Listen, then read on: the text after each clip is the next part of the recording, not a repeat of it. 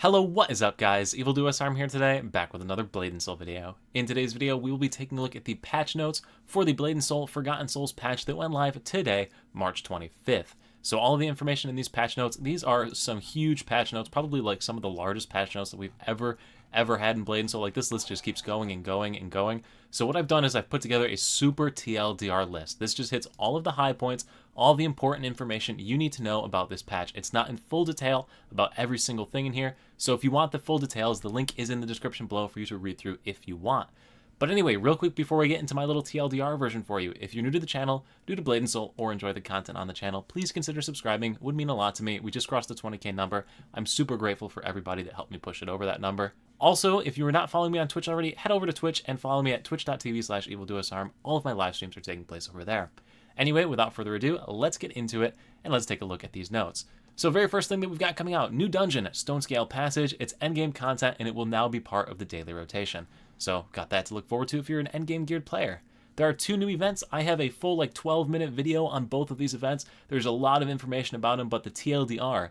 The first location is the Ebon Hunting Grounds. The Ebon Hunting Grounds is an AFK area. You log your character in there, you click a button, you go walk, you go do something else with your life.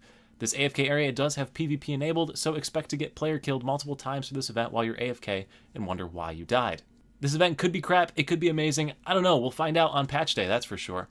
Next thing is we got a Giantsy Jackpot going on, the Call to Arms event. If you've ever been a part of a Giantsy Jackpot, Giantsy Jackpot will be picked up from the Hongmoon store. The Hongmoon store Giantsy Jackpot has 12 stages to open up. Each stage requires you to get a key. The keys are obtained from doing different challenges of your daily challenge, your weekly challenge, raids, other solo dungeon content. The more difficult keys can be obtained exchanging additional currencies that you get. So like if you did 25 daily challenges, you can take the currencies from those daily challenges and trade them in for one of the more difficult raids. So it is pretty accessible, relatively accessible for just about everybody. There's still a few hard raids in there, but for the most part, you should be able to get pretty far in the Giantsy Jackpot here.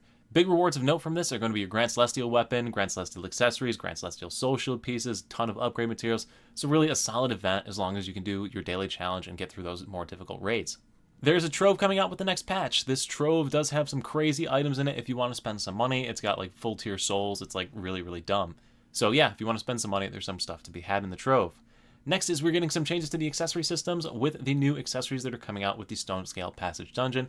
Older accessory costs are being reduced, and then we have obviously the new accessories from the dungeon. The maximum Hongmoon level has been increased from level 30 to level 35, giving you 25 more Hongmoon points you can spend in the game. So if you want to gear your character or power level even further, you can pick up some bonus stats if you're already at max gear.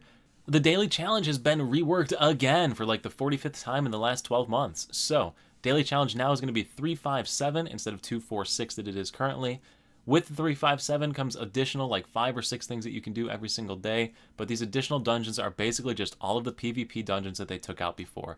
So all of the PvP content that wasn't part of the daily challenge before has now been added back into the daily challenge. In addition to that, they've added Stone Scale Passage, the new dungeon that's going to be super endgame content for people that's going to be really hard to do, as well as Mushin's Tower Floor 7. So basically what happened here, your TLDR, is that if you barely could do the daily challenge, you just had to do what you could do before, plus Mushin's Tower Floor 7. Because most people are not going to have a chance in that Stone Scale Passage dungeon, and a lot of people don't like PvP. But if you like PvP, I guess you can add it to your daily challenge rotation as well now. The rewards for the daily challenge have been changed as well, in accordance with the fact that it takes longer to go. You get better rewards. Do note that the new reward items that come as far as crystals as well as actual upgrade materials has been shifted more towards crystals. So you get a lot more crystals than you do orbs or regular upgrade materials now. Weekly challenge has also been reworked. Fallen Around to School has been released in favor of these two dungeon challenges right here of clearing different dungeons multiple times per week. They're listed right here, but basically it's the new dungeon, Brood Chamber, Hangar Zero, the Shadowmoor, and Sandstorm Temple. Brood Chamber as well, Brood Chamber. So those different dungeons have been added as multiple clear rewards for your weekly challenge. And once again, in accordance with the changes to the weekly challenge rewards have been boosted up a little bit more. You get some more reputation, you get some more raid upgrade materials. Now the single biggest ninja buff from this entire patch, single biggest, oh my god, this is oh my god.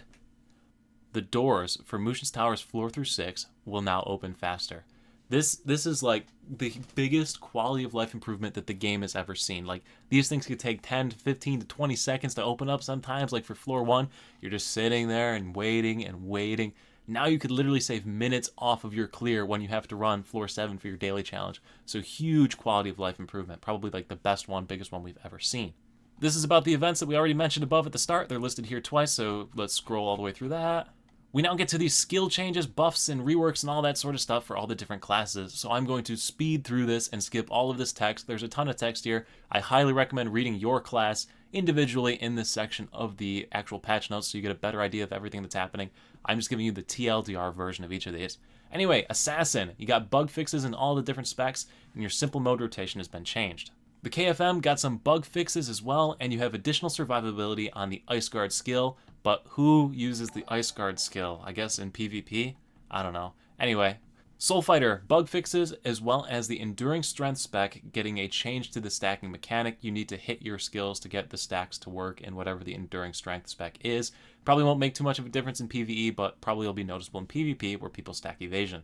Gunslinger, the Way of the Undertaker, got a bit of a nerf to Bulletstorm because now you can't use it when it doesn't have focus, which I didn't even know that that was a bug that existed, but it's not there anymore. And the Way of the Destruction got a little bit of a buff because it's got more reliability added to the soul badges. So a little bit of help there, but also something that I never noticed as being an issue.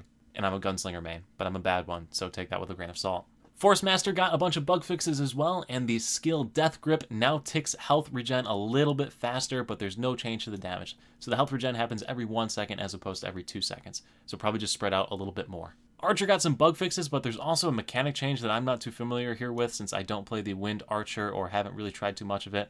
But basically the Premonition Soul Badge and the cooldown reduction applied from it has been applied to the second and third attacks of Wind Bolt. I don't know if that's a big change or not, but that's the biggest change as far as notes for the Archer goes. So if you play Archer, it might be something to look into, especially as the Wind spec. Destroyer got bug fixes. Warlock got bug fixes. Blade Dancer got bug fixes. Blade Master got bug fixes.